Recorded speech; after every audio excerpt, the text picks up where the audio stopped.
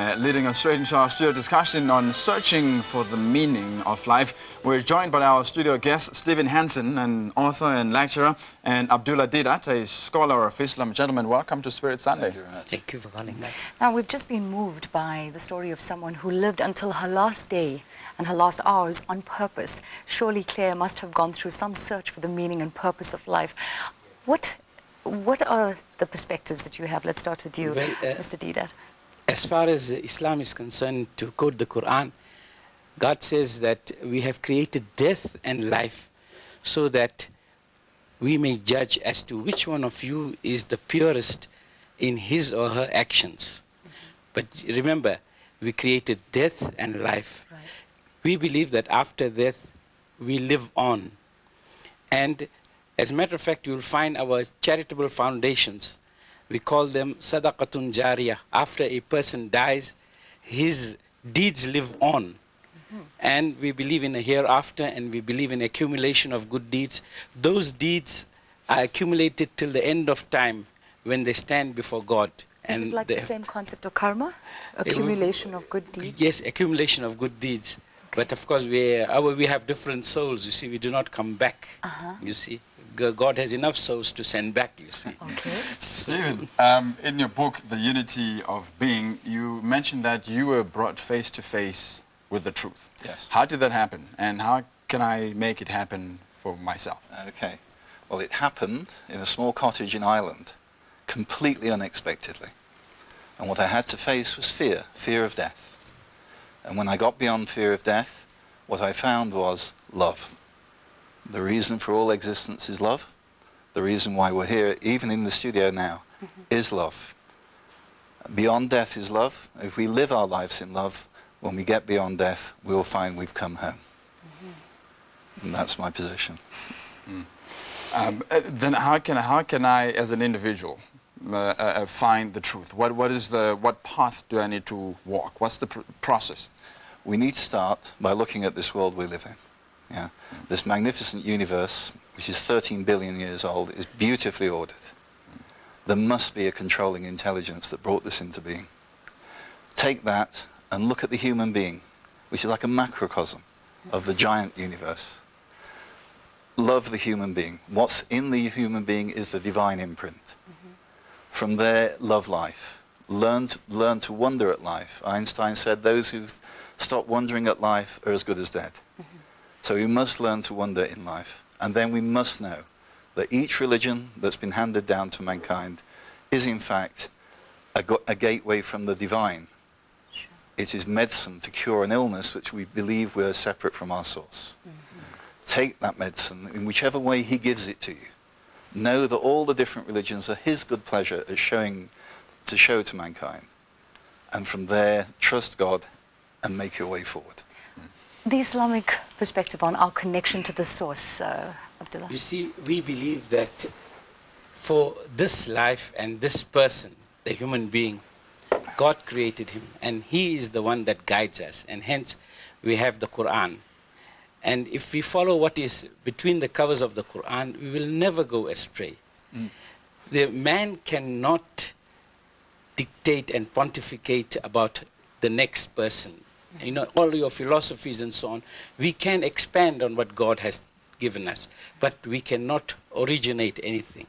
Are we actually, as Stephen was mentioning, that we have the divine within us and that each and every one of us is a part of that source? Is that what Islam advocates as well, or are we separate? Yes, the fact is this, the Quran says that God is near us than our jugular vein, right?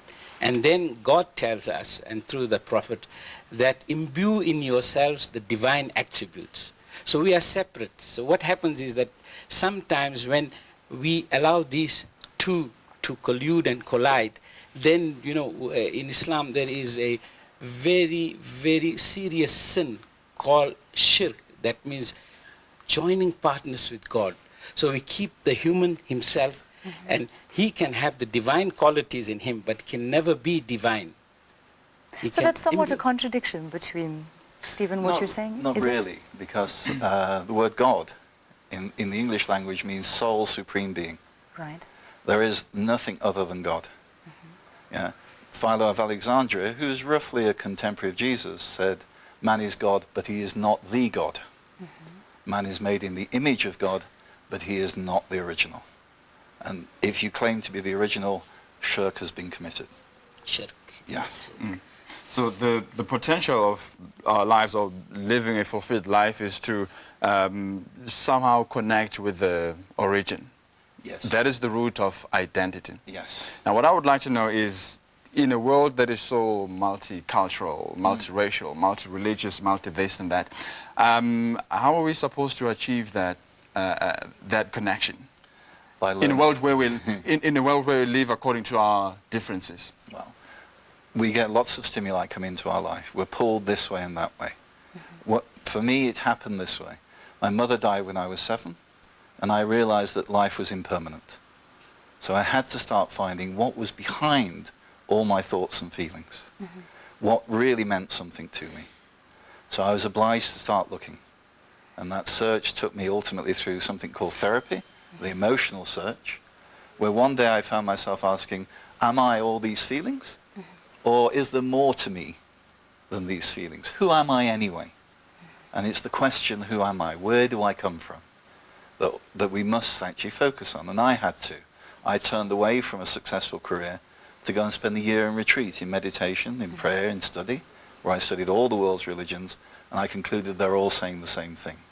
We have a potential inside us. We have a potential to go beyond the transitory, the momentary, to find peace, to see the Godhead in each and every human being that's alive, to see the beauty of life, to love creation. That's how I see it. Abdullah, people question because of the issues that we face in society, people that are born and contract HIV and AIDS, and then you're having to live with HIV, or you go into a marriage or a relationship of some kind, and then you become a victim of abuse or domestic violence. People are constantly questioning, God, why are these things happening to me? When somebody is asking, what is the purpose and the meaning of me going through this, what are some of the Islamic answers to that? You see, this Islam endeavors to bring about a society where all these things are excluded in life. Because if you live a pure life and you have a pure environment and society, you will not find most of the problems. For instance, when we look at the AIDS problem, they always speak about sub-Saharan Africa. Because in the north, there are Muslims. And of course, the sailors do bring in quite a lot of AIDS, because they have sailors there and so on. But you see, the thing is that there's a loving submission to God and a commitment. That is what we believe in. And if you see, it's no use questioning when we are responsible for all the ills ourselves. We are supposed to question ourselves. Therefore, our Prophet says that he knows himself, really knows his God, because it is always introspection.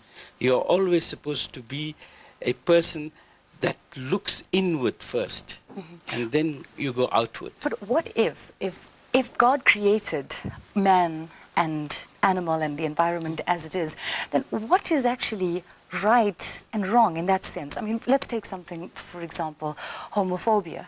In some religions, homophobia or homosexuality is something that is looked down upon or frowned upon. Yet one might question that it's simply a person is born that way. It's a chemical imbalance or a chemical reaction in a person, and you're born in that way, and you didn't choose to be that way. And if God created you that way, then surely you are still perfect. Let's just talk about that for an example, as an example. You see, as I told you, that within those covers of the Quran, we have the laws, and everyone is supposed to submit to that for the benefit of everyone, for the happiness and prosperity of everyone. But Abdullah, if somebody is born that way, if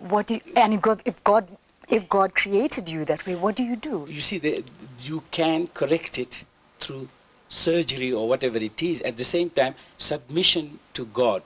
There is a norm that man will not marry man, and woman will not marry woman, and so on. That is within those covers. We do not compromise about that. Stephen, do you agree? I looked at it this way. Years ago, I asked a man who I regard as my teacher, is it okay to have money? There's a chance of earning quite a good deal of money. And he said to me, look, I don't mind you having money, he says, but I would object if money has you. Now, if we want to tie our identities up to being this, that, or the other as the exclusive, the main of our consciousness, that is incorrect. Yeah? Our consciousness is capable of going well beyond these thoughts and dualities like gay, not gay, or rich, poor, whatever it happens to be, and to embrace the whole. Yeah? The spiritual search is when we can put these values in their place and still make progress. Yeah? If we get caught in an issue like that, actually it's something in us that's catching. As we said earlier in the program, don't look outside, look inside. Yeah? So I don't mind what people's orientation is. What I do want them to do is to take good heart and faith into the search for the truth. Well, Stephen and Abdullah, unfortunately our time is up. I wish we had more of it to delve deep into the issue about the meaning of life and finding the truth. But we thank you so much for this enlightening discussion. Thank you very much for being